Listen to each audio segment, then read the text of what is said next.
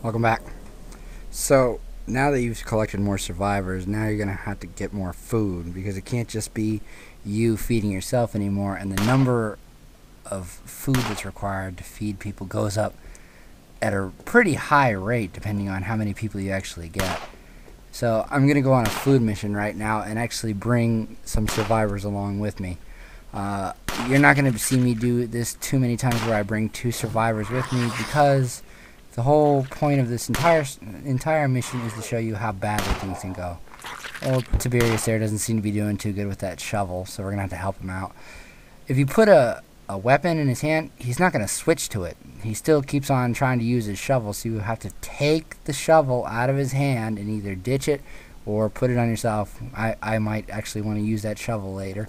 So we're gonna move on, and now he's equipped with a nice broadsword. We still got our katana, so we can handle that, which we'll pull out right now.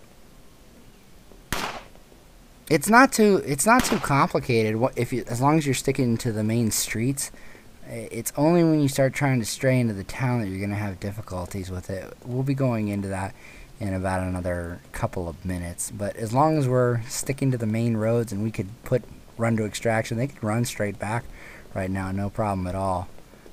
You do have to do a lot of babysitting though. I mean, I have to constantly look back and make sure that she's okay. So I'm gonna let Tiberius, see what he can do with that broadsword. And Nala continues to be an amazing person with that pistol. This as well is going to become a hindrance to me later on because action roll. Wow, and she did one too. Because as much as you'd like her to be able to get headshots on everybody, there are times when she'll just go out of her way to shoot zombies. So let's try out the shovel and see if we can do anything different. Yeah. See? Just gotta know how to use it. Oh well, that's why we saved it. Moving along. Alright, now we gotta get off the road. Shouldn't be too much because the mission site's right up here. It's that garage with the burning truck, or crash truck right over there.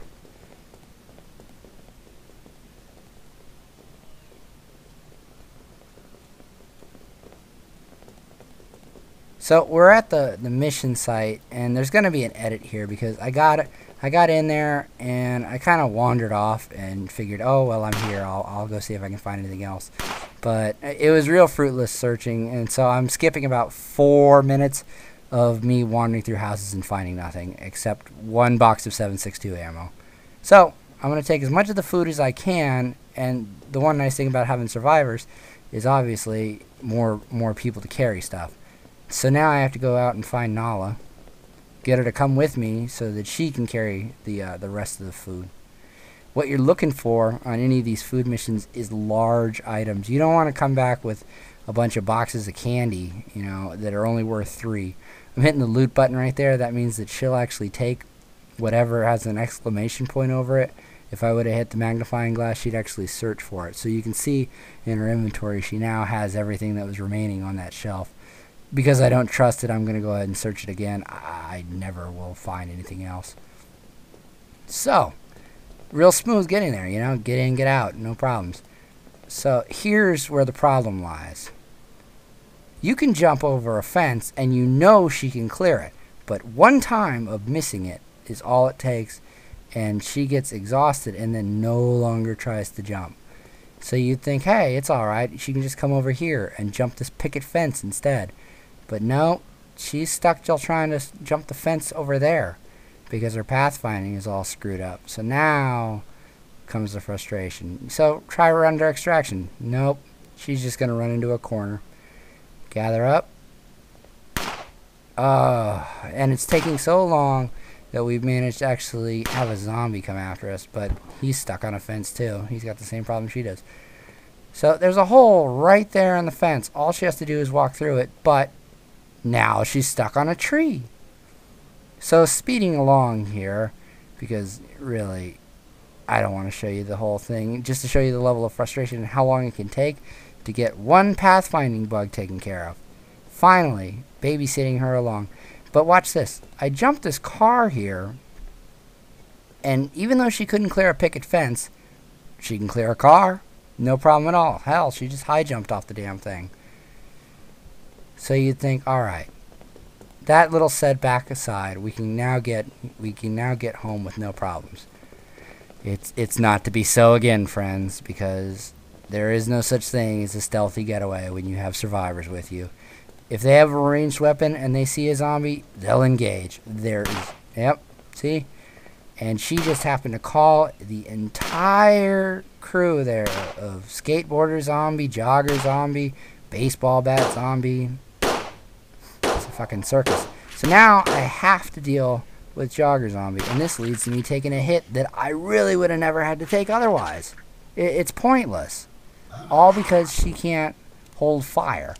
Now, if you were to actually hit the run to extraction button, you might be able to get her to stop firing because they cease whatever they're doing. The problem is they're going to run in any direction, and usually it's straight. It could be straight into the zombies for all you know. So you gotta usually just try and get it taken care of.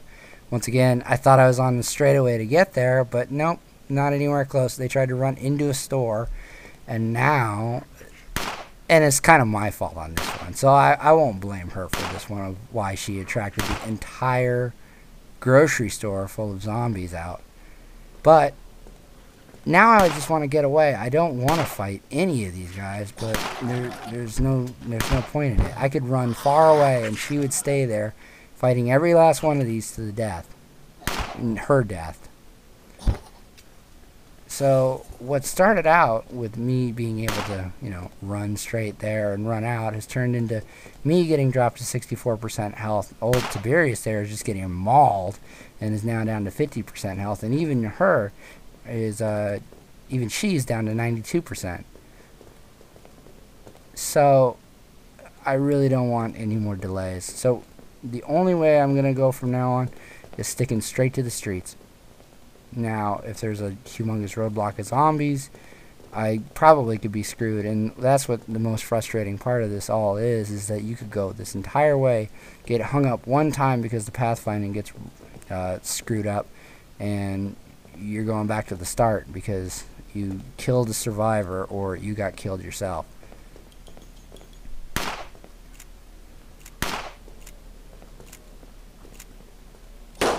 The other good thing about using a survivor and giving her a pistol is that she fires at one time, whereas, with a Beretta or anything that usually double taps, they fire at one time.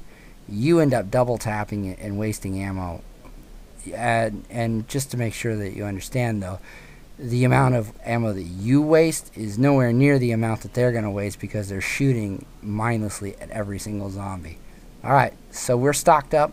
Our fort should have enough food to sustain us for a while, but it's not going to last forever. So we're moving on, guys, alright? I'll see you later.